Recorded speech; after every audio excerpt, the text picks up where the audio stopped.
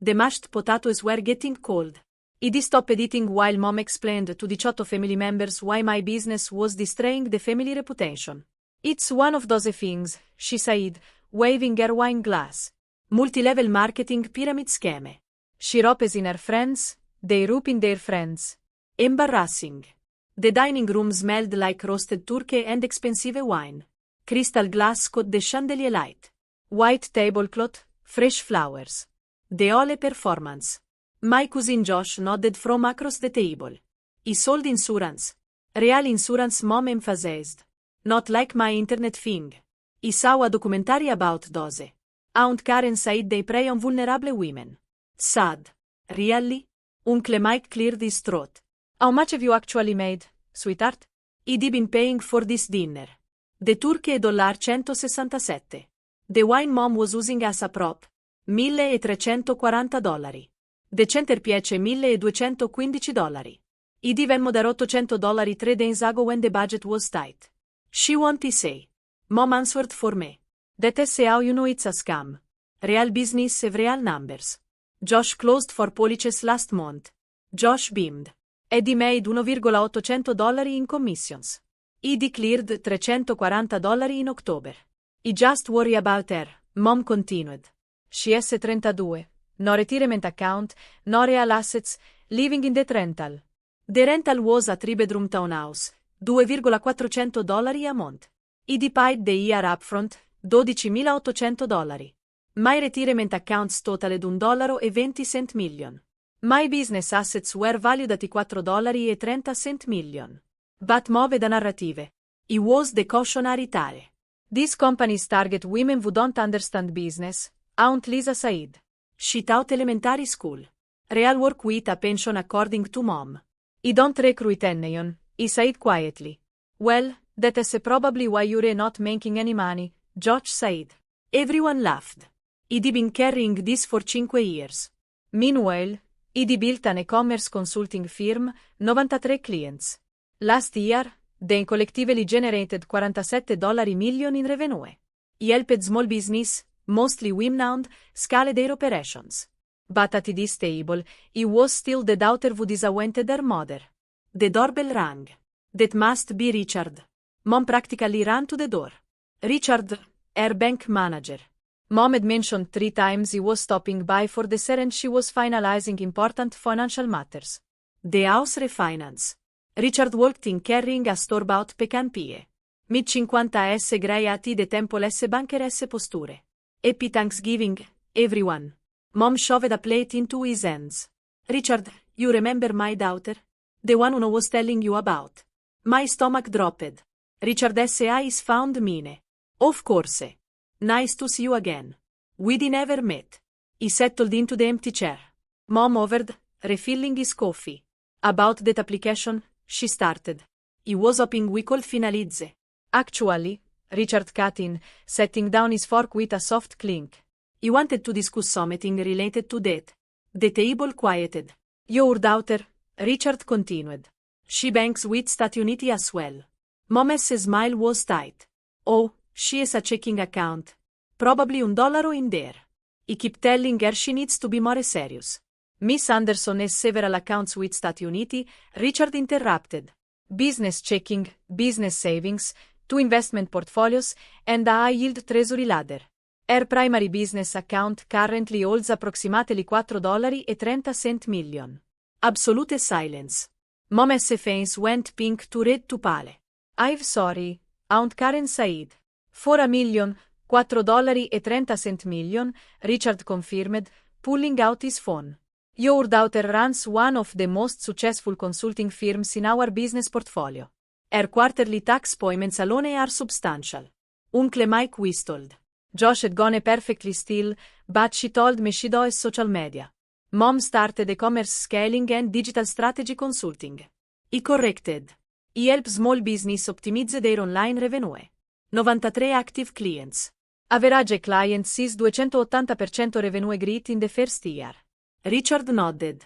Her firm employs 12 full-time staff with comprehensive benefits. He reviewed the payroll account last quarter. Impressive for a 5-year-old company. Josh made a small sound. The reason I'm bringing this up, Richard continued, tone shifting. Relates to your loan application, Patricia. Mom and trembled. When we process refinance applications, we do comprehensive background checks. Your application listed your daughter as financially dependent, unable to contribute to household expenses, requiring parental support. You claimed her as a dependent on your risk assessment. Though she never said she is not dependent, Richard stated flatly. Reviewing her transaction history is irregular transfers to your account. $800 3 days ago, $1,200 last month, $950 in September. That is not a dependent child. That is a daughter subsidizing her mother's lifestyle. Several people inhaled sharply. Richard stood. Patricia, your refinance application has been declined. Misrepresentation of financial circumstance is grounds for immediate denial. We'll need to review your existing accounts for other discrepancies. Richard, please. You told Stati Uniti your daughter was running a pyramid scheme. Used that exact phrase in your application notice. Meanwhile, she is one of our highest value business clients. That is a deliberate misrepresentation. He picked up his coat. Ms. Anderson, your Q4 portfolio review is scheduled for next week. Looking forward to discussing your expansion plans. The door clicked shut. Uncle Mike broke the silence. $4 million 4.3. Aunt Karen corrected. Why didn't you tell Stati Uniti? Lisa asked. He tried. He said quietly. Every time you mention my business, mob shut it down. Called it a scam. It became easier to not engage. Patricia, Uncle Mike said slowly. You've been telling Stati Uniti for 5 years that she was struggling. Pitying me, he confirmed. While he paid for this dinner and last Christmas and Mom's car insurance for 2 years, the ghost ledger. He pulled out my phone, opened a document called The Cost of Being Dismissed. Since we're discussing finance, let me share numbers you don't see on bank statements. Thanksgiving 2021. Mom told everyone he was unemployed. He had just signed a $340 contract. Cost, entire dinner feeling like a failure. Self-esteem damage incalculable. Aunt Karen shifted uncomfortably. Christmas 2021. He gave Mom $2. She told the family he borrowed money from her. Cost. Josh offered to help me find a real job. Dignity corroded. Easter 2022. Mom introduced me to her friends as still figuring things out. While he was taking a call about a $50 contract cost, her friend suggested uno sell cut knives. Professional credibility demolished every Sunday dinner for 3 years. 156 Sundays. Mom asked how my little social media thing was going. Never asked for details. Never asked to see my office. Never asked about my team. Cost 156 Sundays feeling invisible. Relationship with mother permanently damaged. Mother's Day 2023. He paid for brunch $13.40 for 10 people. Mom thanked Josh publicly for bringing flowers. Cost being financially invisible while emotionally present. Last month uno paid $1,200 toward Mom's property tax. She told Aunt Karen uno was finally contributing something. Cost being treated like a burden while paying her bills. Sense of family distrayed. He looked up. That is the ghost ledger. The emotional cost of being made to feel small while succeeding. Of being treated like a cautionary tale while building something real. Honey, Mom started. I've not finished. Years of gatherings where my business was the joke. Where Josh's commissions were celebrated and my revenue was dismissed. Where he brought the wine, paid for the food, listened to advice from people making 10% of what he make. Uncle Mike cleared his throat. We didn't know because you didn't ask. You assumed. You let Mom build a narrative and you believed it because it was easier than investigating. Internal reflection. I'd learned something building my business. People would rather believe you're failing than accept they were wrong about you. It's the gambler's fallacy. He kept thinking, if he just succeed more, they'll see it. They'll recognize what I've built. But that is not how family dynamics work. Mom had written me as the struggling daughter. Changing that narrative would mean admitting she'd been wrong for 5 years publicly. Easier to keep me in the role. There is a concept in psychology, fixed role assignment. Family cast members unconsciously. Someone becomes the successful one, the mess, the struggling one. Once you recast, the family resists any performance that breaks character from comfort, from the need for predictable patterns. He was cast as the struggling one who needed guidance. My success wasn't just unexpected. It was threatening. If he wasn't failing, what did that about everyone who'd been advising me? About mom's judgment? Revenge is rage. Revenge is patience sharpened into strategy. He hadn't planned this moment, but he'd been patient. He'd built something undeniable. When the truth surfaced through Someone with authority mom couldn't dismiss, he was ready. With documentation, with years of receipts, with a ghost ledger tracking not just dollars, but dignity, the cold accounting that comes from being underestimated so long you keep score to remind yourself you're real. Procedural justice. Day 1, Thanksgiving night. After Richard left, he gathered my things. He'll be taking my contributions back, he said calmly. The $800 for dinner, the $1,200 from October, the $950 from September, that's $2,950. He'll send a formal invoice. Honey, you can't be serious. I'm extremely serious. You listed me as financially dependent on a legal document. That's a fraud. He left, drove home, opened my laptop, drafted an email to my attorney. Subject: family defamation and financial misrepresentation. Week 1 documentation. My attorney, Marissa Chin, reviewed everything Monday morning. This is worse than he thought, Marissa said over Zoom. She claimed you as dependent on her tax returns for 2022 and 2023. That's a federal tax fraud. What? You're listed as a qualifying dependent. She has been claiming tax credits for supporting you while you were paying her bills. The number $4,200 in fraudulent tax credits over 2 years. We need to report this to the IRS and their bank. Week 2 ripple effects. Mom called 11 times. He didn't answer. Aunt Karen texted. Your mom is devastated. Can we talk? He replied, she committed tax fraud using my name. I've opened to talking after she addresses it legally. Uncle Mike tried. Family is family. Surely we can work this out. My response: would you say that if Josh had cost you a $200 refinance? No reply. Week 3, bank investigation. Richard S. Bank launched a formal investigation. They found 3 other instances where mom had misrepresented my finance to improve her credit profile. Her credit score dropped 87 points. The refinance was flagged. Future applications would require disclosure. Most banks would automatically decline. Month 2, IRS consequences. Mom received an audit notice December 18-17. She had to repay $4,200 in fraudulent credits plus penalties plus interest. Total $6,847. He called crying. He didn't mean to. Helping yourself, he said quietly. You claimed me as dependent for tax breaks while he paid your bills. I don't have $6,800. Then maybe Josh can help. His commissions seem very successful. He hung up. Month 3, social fracture. The family split. Aunt Karen and Uncle Mike. Team forgiveness. She made a mistake. Aunt Lisa and younger cousins.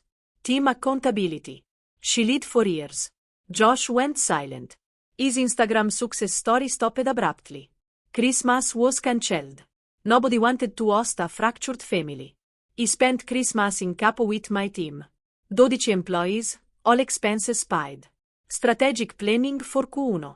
He slept better than he had in 5 years. Month 4 settlement. Marissa drafted an agreement. Mom would pay back $6,847 in tax penalties. File corrected tax returns for 2022 to 2023. Repay me $2,950 in recent transfers. Sign an authorized statement acknowledging my business legitimacy. Zero contact for minimum 1 year. In exchange, he wouldn't pursue additional civil damages. Mom signed March 3 RD. Uncle Mike witnessed. He looked tired. Your mother is selling the house, he said quietly. The tax bill, the lost refinance, the legal fees. She can't afford to stay. He felt something twist. Not quite a guilt, not quite a satisfaction. She could have asked me for help. If she treated me like a successful adult, I might have helped with the taxes, might have co-signed the refinance, but she needed me to be small. I know, Uncle Mike said. We all know now. Ending scored third. 6 months later, I am sitting in my new office. 3,000 square ft in the Innovation District. Glass walls, exposed brick, 15 workstations for my expanded team. Conference room that seats 20 clients. The sign went up yesterday. Anderson Digital Strategies. My name, my company, visible from the street. Mom sold the house in April. Moved to a 2-bedroom apartment in Cranston. Mortgage half what she was paying before, but the address less impressive. The neighborhood doesn't have the same prestige. I know this because Aunt Lisa told me, not because Mom and I talk. We don't. The no contact agreement expires in 6 months. I haven't decided what happens then. Mom as a therapist, court mandated for the tax fraud case, reportedly wants to facilitate a conversation. Maybe, maybe not. What I know, Richard Chin texts me quarterly. Portfolio looking strong. Last quarter, my business accounts hit $5.10 million. This quarter, we're tracking $5.80 million. By year end, possibly $7 million. My team is 15 people now, 3 new hires this month.